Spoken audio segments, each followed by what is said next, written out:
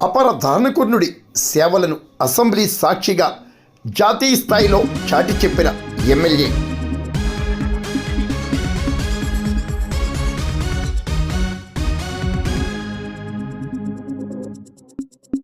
కలియుగంలో పేద ప్రజలకు ఆహార భద్రత కల్పిస్తూ సొంతింటి కలను నెరవేరుస్తూ జాతీయ స్థాయిలోనే అపర దానకుర్ణుడిగా ప్రసిద్ధి చెందిన పెదపూడి మండలం గొల్లల మామిడాడుకు చెందిన మహాదాత కొవ్వూరి బసిరెడ్డి. ఇంతటి ఖ్యాతి కలిగిన దాత విశిష్టతను నేటి వరకు వెలుగు చూడకపోవడంతో అనపర్తి ఎమ్మెల్యే నల్లమిల్లి రామకృష్ణారెడ్డి స్పందించారు. సాక్షాత్తు అసెంబ్లీ వేదికగా శుక్రవారం మహాదాత కొవ్వూరి బసిరెడ్డి విశిష్టతను జాతీయ స్థాయిలో అసెంబ్లీ సాక్షిగా వివరిస్తూ అటువంటి మహనీయుల స్మారక చిహ్నాలను విగ్రహాలను ప్రభుత్వం తరపున ఏర్పాటు చేస్తూ కార్యక్రమాలను నిర్వహించాలని అసెంబ్లీ సాక్షిగా ఎమ్మెల్యే రామకృష్ణారెడ్డి కోరారు.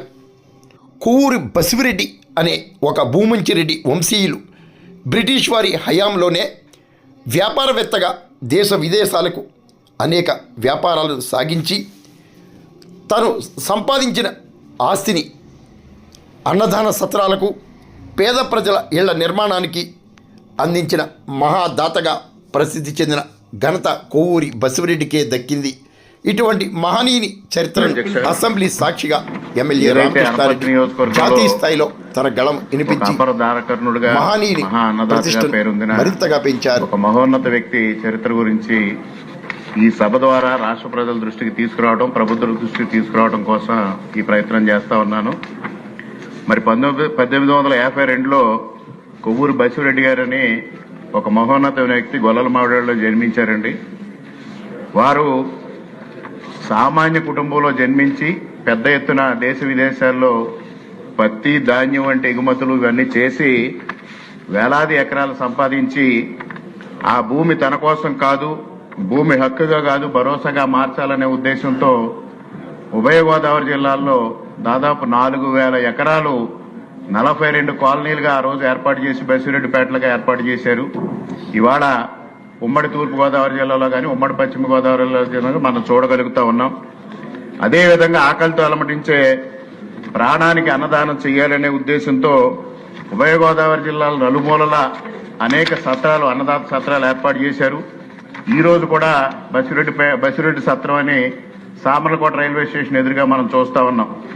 ఆ రోజుల్లో హౌరా నుంచి సామర్లకోట వెళ్లే ప్రతి ట్రైను సామర్లకోట స్టేషన్లో గంట సేపు ఆగితే అందులో ప్రయాణికులందరికీ సత్రంలో భోజనం పెట్టడం, ఆ విషయం తెలుసుకున్న అప్పటి విక్టోరియా మహారాణి గారు కూడా ఆయనకి 1997 సెప్టెంబర్ 7వ తేదీన మహా అన్నదాత అని ఒక ప్రశంసా పత్రాన్ని కూడా ఇచ్చారు.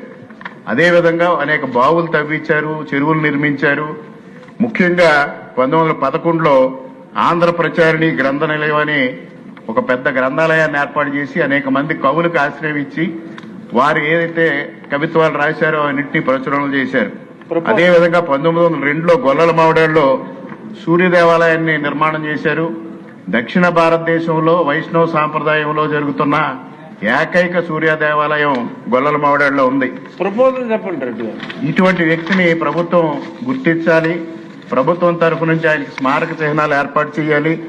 నిరంతరంగా ఆయన పేదలకు కూడా వస్త్రదానం చేశారు.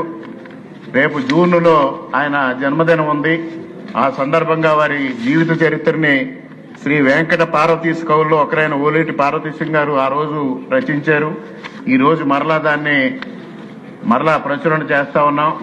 మీలాంటి పెద్దలందరూ ఆ కార్యక్రమానికి హాజరై దాన్ని ఆవిష్కరించడంతో పాటు ప్రభుత్వం తరఫు నుంచి వారికి స్మారక చిహ్నాలు ఏదైతే ఇవాళ డొక్కా సీతమ్మ గారు లాంటి అన్నదాతలను గుర్తించి ప్రభుత్వం వారి పేరున కార్యక్రమాలు నిర్వహిస్తా ఉందో, ఉభయ గోదావరి జిల్లాలు చేసే కార్యక్రమాలకు కూడా బసిరెడ్డి గారి పేరు పెట్టాలని మీ ద్వారా ప్రభుత్వానికి విజ్ఞప్తి చేస్తా ఉన్నాను సార్. మీరు అన్న గొల్లల మామిడాడ ఏ అసెంబ్లీలో ఉందండి?